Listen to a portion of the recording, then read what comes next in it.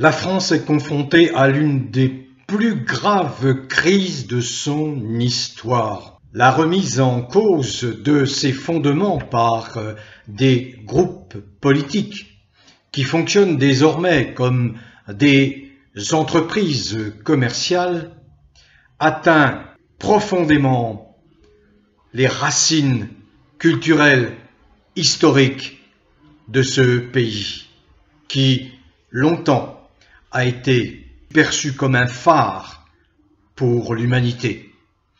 Il n'en est plus rien aujourd'hui, parce qu'il a été atteint par la gangrène d'un groupuscule de personnes marginales, totalement dérangées psychologiquement, psychiquement. Nous en sommes là depuis 7 ans, oh, même plus, davantage, depuis 10 ans. Depuis l'arrivée d'un individu, un guignolo, mais un dangereux guignolo, pantin, marionnette du mondialisme, pantin des ultra-riches, qui ont trouvé en la personne de Macron l'exécuteur idéal de leur dessein funeste pour l'humanité. Et voilà que ce pays, ce beau pays, France, réputé pour sa qualité de vie, sa pensée, ses philosophes, ses grands intellectuels, réputé pas non seulement pour sa gastronomie, pour ses grands vins, non, pas uniquement, mais pour la douceur de ses paysages multiples, magnifiques, qui font de la France l'une des premières destinations touristiques au monde. Hélas, Macron a tout salopé, tout détruit avec la complicité de ses partis politiques irrespectueux du peuple. Dans 2 jours, se produira un événement majeur à l'Assemblée nationale. Le Premier ministre, enfin désigné par Macron après moult hésitations, Macron qui a le revolver de ses commanditaires sur la tempe et qui a été obligé de céder à la pression et de nommer Barnier, qui n'est pas de sa mouvance, loin s'en faut, puisque Barnier ne semble pas partager les idées wokistes de Macron. Alors peut-être que Barnier, au moins il aura ce mérite, s'il a ce courage, mettra de l'ordre. Barnier, dont le grand oral débutera ce mardi à 15 h dans l'hémicycle, un grand oral à haut risque avec sa déclaration de politique générale, puisque il risque ni plus ni moins d'être renversé. Renversé à la condition que, et c'est l'objet de ma vidéo, à la condition que il ait en face de lui de véritables opposants, ce qui ne semble pas être le cas du côté du Rassemblement national. Le Rassemblement national portera une très lourde responsabilité dans le maintien de Barnier, qui sera synonyme de sauvetage de Macron. Si les 126 députés du Rassemblement national n'associent pas leur voix aux 193 voix du nouveau Front populaire pour voter la motion de censure qui ne manquera pas d'être présentée contre le gouvernement. Vous avez d'un côté une France insoumise qui s'est compromise en appelant au vote républicain pour soi-disant faire barrage au Rassemblement national, qui est le diable incarné, alors qu'on sait très bien que depuis au moins l'arrivée de Marine Le Pen à la tête de ce parti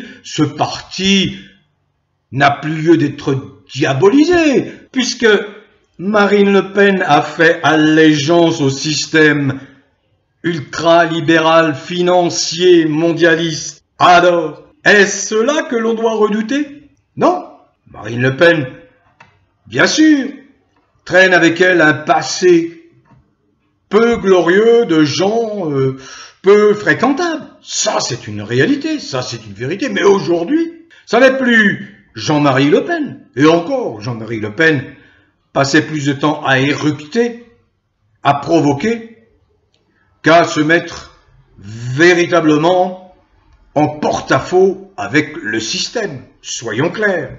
Donc voilà, quand une France insoumise se permet en 2017, en 2022 et en 2024 de favoriser l'élection de Macron, alors que Macron est celui qui a créé tout ce malheur pour les gens, les plus petites gens, ceux qui souffrent le plus, les chômeurs, les retraités, les patients qui sont malades.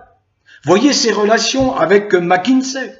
Il a filé combien d'argent à McKinsey? 1 milliard, 2 milliards, 3 milliards? Alors que BlackRock, par exemple, qui a des liens très étroits avec McKinsey, est en train de faire faillite. Macron, qui a creusé le déficit, qui a augmenté la dette en France dans des proportions jamais atteintes. Il a ajouté 1500 milliards en 7 ans à la dette française, qui dépasse les 6000 milliards, selon Marc Toiti, un économiste réputé.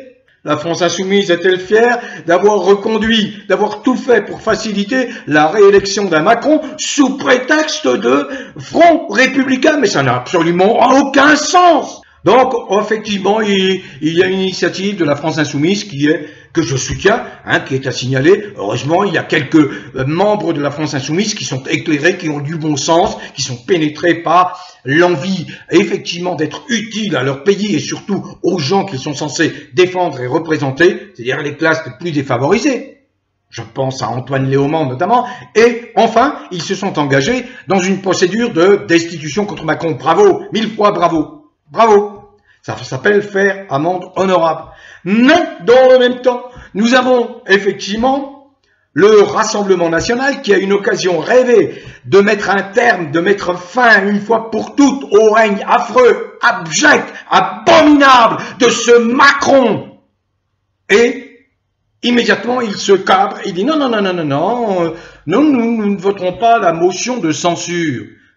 C'est vous condamner à plus ou moins brève échéance, à sombrer comme ont sombré avant vous le Parti socialiste traître et les Républicains, anciennes UMP, qui ont agi exactement début des années 2000, comme agit aujourd'hui le Rassemblement national, qui se croit arrivé, qui pense qu'il est assis sur un pactole de fric, parce qu'il perçoit effectivement pas mal d'argent en fonction du nombre de ses députés, 126 députés, ça rapporte du fric à la boutique Rassemblement national. Et alors, on ne veut pas toucher à cette base, mais que vous le vouliez ou non, nous sommes en pleine crise. L'analyse du Rassemblement national est une analyse à très courte vue, à moins que le Rassemblement national n'ait peur de l'issue d'un procès qu'il subit aujourd'hui. Il attend peut-être ce Rassemblement national la clémence du maître Macron. Oui. Faut quand même comprendre. Mais vous savez, c'est un jeu de dupes à travers un rapport de force. Oui, je te tiens par la berbichette. Le premier qui ira de nous deux aura une tapette. C'est RN et Macron. Et Barnier, maintenant. Barnier, celui qui a obtenu son bâton de maréchal et qui essaye de naviguer à vue, qui n'en a plus rien à faire de la France, qui est un européiste et qui veut consacrer la naissance de l'Europe, pourquoi pas, placer à la tête de l'Europe Macron. Sauf que la von der Leyen, ça sonne bien, hein? Ça a des relents un peu compliqués, difficiles, hein? Von der Leyen, au Schwab. Oui, un peu. C'est les héritiers, hein? Ne vous trompez pas, c'est les héritiers. Tous les comportements qui nous rendent mal à l'aise, c'est quoi? C'est simplement des résurgences de la renaissance, de la réapparition de ce que l'on croyait avoir éradiqué après les procès de Nuremberg en 45, 46, ensuite 47. C'est des réminiscences du nazisme, c'est l'eugénisme. Il y a des êtres supérieurs, il y a des peuples supérieurs, et il y a des êtres inférieurs, et il y a des peuples inférieurs. Regardez ce qui se passe avec le criminel État israélien sioniste qui massacre des vrais sémites, des Palestiniens dont la présence sur le sol palestinien remonte à des milliers d'années. Regardez ce qui se passe. Et Macron applaudit, et il cautionne les crimes, et il cautionne les tirs, l'invasion bientôt programmée du Liban par Netanyahou. Macron, qui s'est fait huer au Canada, parce que le Canada, le Québec, a la naïveté de penser que la France est encore un pays qui compte, dont la parole porte. Pas du tout. Alors, pour ceux qui sont adeptes du bien vivre, du bon vivre, du bien-être, effectivement, c'est choquant. Mais si vous restez apathique, indifférent, vous pensez être à l'abri de la folie meurtrière d'un Macron, vous vous trompez grandement. Tôt ou tard, il va vous tomber le ciel sur la tête, comme disait Obélix ou Astérix, les Gaulois réfractaires qui luttaient contre les Romains. Et moi, j'appartiens à cette petite tribu réfractaire de résistants. Donc, le Front National, le Rassemblement National, écoutez, s'il ne vote pas la motion de censure qui va être présentée après le discours de politique générale de Barnier, eh bien, il se condamnera lui-même, il insultera ses électeurs, en tout cas une grande majorité de ces 11 millions d'électeurs qui, eux, pensent la même chose que les électeurs de la France Insoumise. On ne veut plus de ce cinglé de Macron. Bon vent à tous, portez-vous bien, prenez soin de vous.